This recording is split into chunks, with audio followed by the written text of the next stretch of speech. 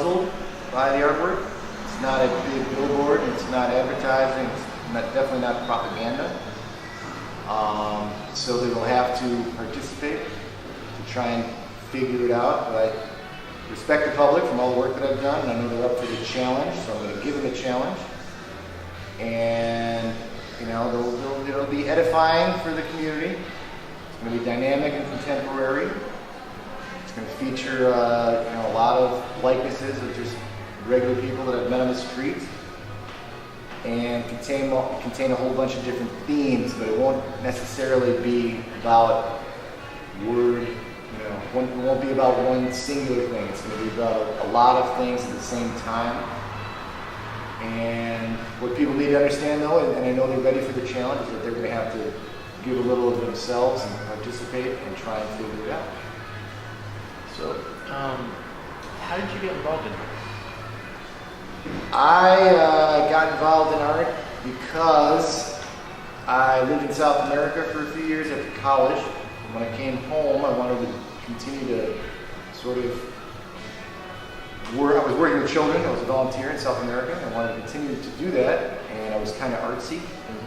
So I started teaching an art class with popsicle sticks and pine cones and kid stuff. And one day when I was walking home, the priest stopped me and he said, "You're the artist who teaches those art classes." And I said, "Yes." He said, "We can't find anyone to paint this mural across the street, this 7-story building. You're an artist, you can do that, right?" And I said, "Yes," even though I'd never painted before. So I went and took an art class and found out that painting was kind of fun and not that difficult. Went back in the spring and painted this big mural and decided, you know what, this is what I want to do. So that's what I tried, and it was only 10 years ago. Well, 1996, so 13 years ago. 14 years ago? 14 years. What is that taking? Where's that journey taking? Recently I've been able to get to a lot of new places, like Grand Rapids, for example, because of my artwork. So I've been able to travel a little bit. I've done some stuff out of the country and around the country. So I'm pretty excited at the opportunities that have come my way. It's just the result of hard work and hustling. Yeah. You got to hustle it up. There's nothing just sitting there that's going to be presented to you. You have to go out and find the opportunities and then take advantage of it. Recurring theme throughout your life?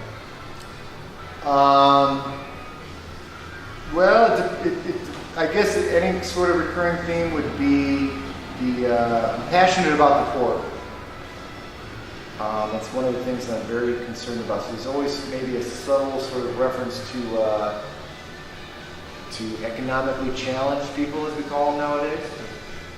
But besides that, I think a theme would be like portraiture. I like to include faces of people who aren't from history or sports or TV entertainment.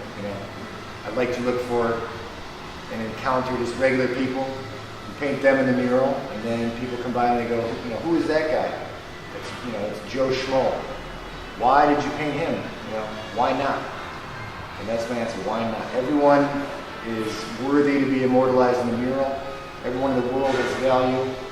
You don't have to be an athlete or a celebrity to be considered to be included in some sort of piece of artwork.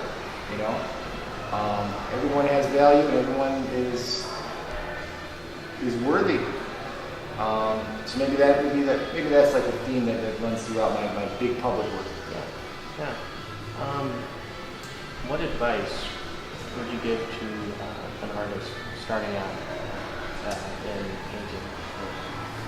Study economics and get a job as an accountant or a CPA, maybe, so you have a job. Yeah. Seriously, because it's kind of hard right now. The arts are getting sort of pushed out of the side because I don't know that they have a sort of tangible, proven value. The value is a little more. It's harder to tangibly see the value in art and fine art, and that's unfortunate. But I honestly think that's a problem that we have today. So if I was a young artist starting out, I would that would just get involved in the game, and that means going to all sorts of gallery shows, trying to get your work up wherever you can, and work very hard, and don't focus on being artist X, Y, or Z, and don't focus on making a lot of money. Just focus on being, whatever you do, whatever kind of art it is, focus on being number one. If you try and be number one, you try real hard, you can be number one. And if you are number one, everything else will ensue. All those things that you've been trying to make happen. I mean, I don't know what anyone's particular goals are, but if you try your best and aim for number one, I think all those positive things and opportunities and career will ensue. So, try your best. All right, it's been a great time. Oh, man.